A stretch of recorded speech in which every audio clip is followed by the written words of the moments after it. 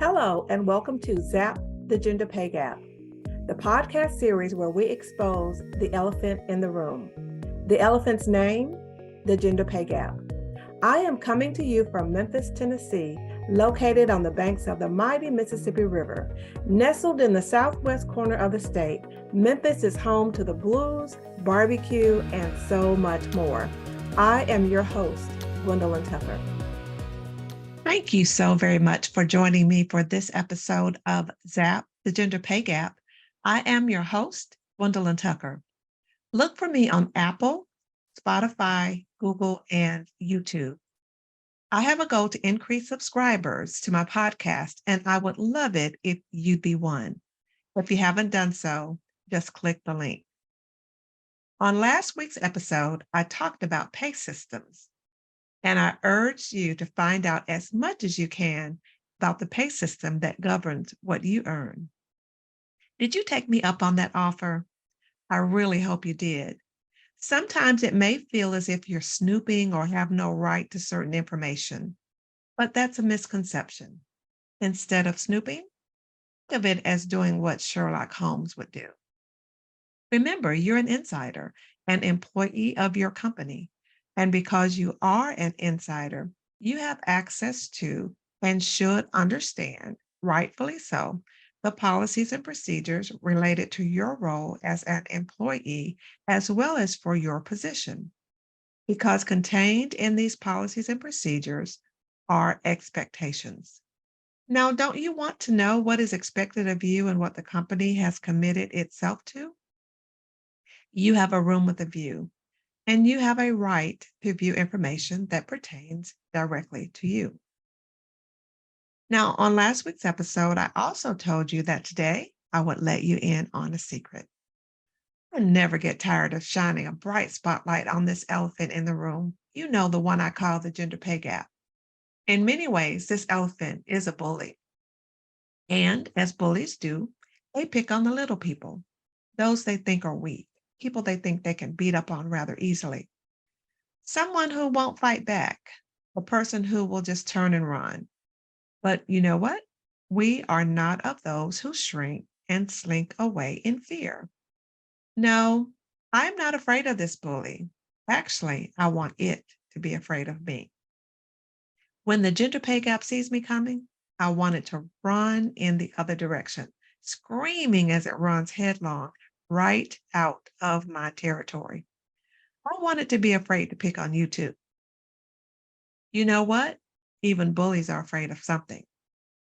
I will let you in on another secret. Elephants are afraid of something too.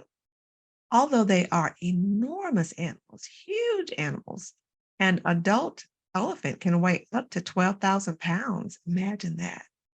Even their trunk, the trunk they stick into a woman's paycheck and take out up to 18% of her pay or more, it can weigh up to 400 pounds.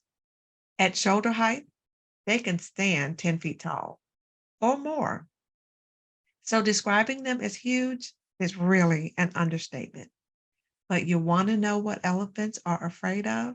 You know my response. Glad you asked. I discovered a fascinating article. What are elephants really scared of? Written by David Brown. This article provides insights on Dr. Lucy King's research on elephants, which was conducted in Kenya. The story goes like this. An elephant herd leisurely grazes through a savanna in central Kenya.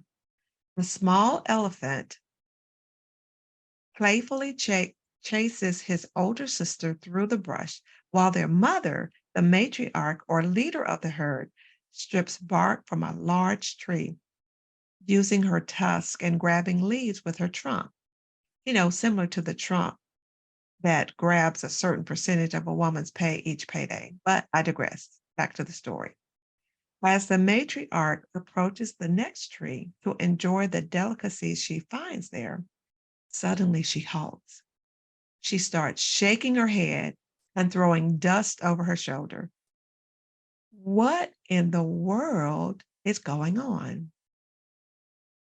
This shows signs that an elephant is really agitated.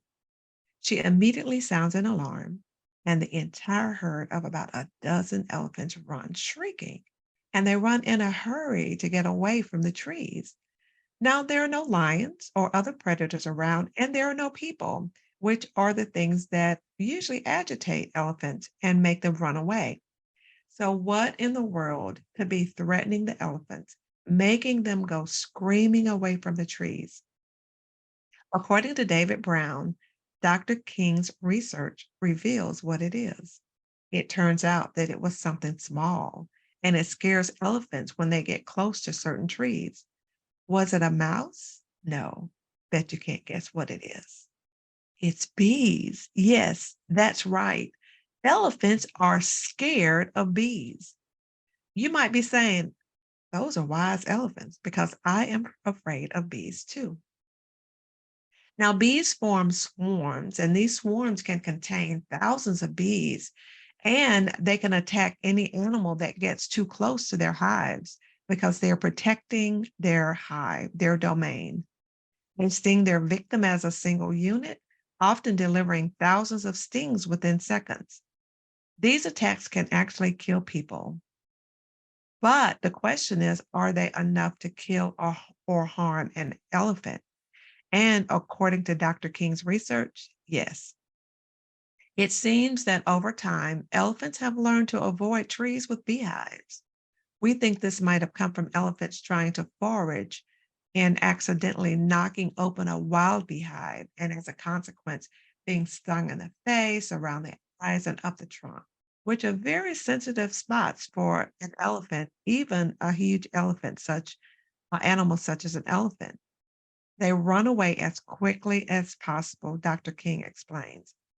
And this is something she did. She recorded the sound of very disturbed, angry bees, and she played it back to families of elephants who were resting under the trees.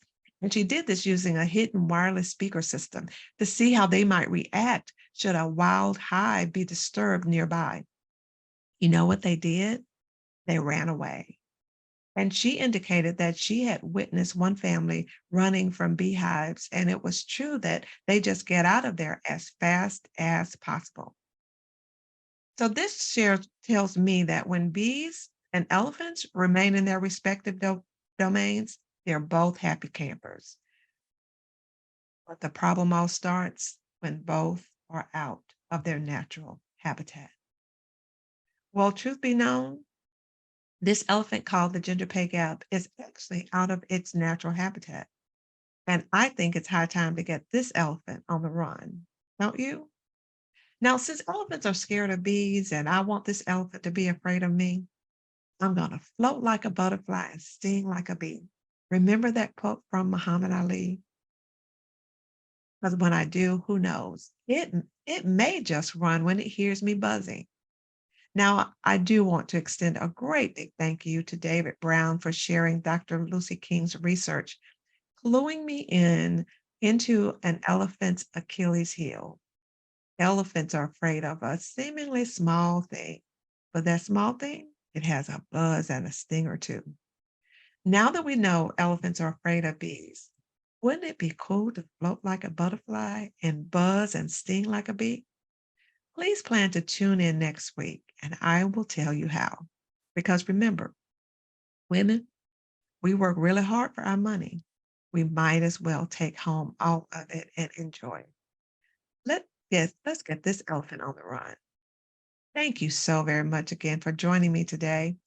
I do hope to see you next Wednesday at noon Central Standard Time for the next episode of Zap the Gender Pay Gap. Until then, please be well. Thank you for joining me for this episode of Zap the Gender Pay Gap. Please rate, review, and subscribe to or follow me wherever you get your favorite podcast. I am your host, Gwendolyn Tucker. Thanks so much for listening. See you next time.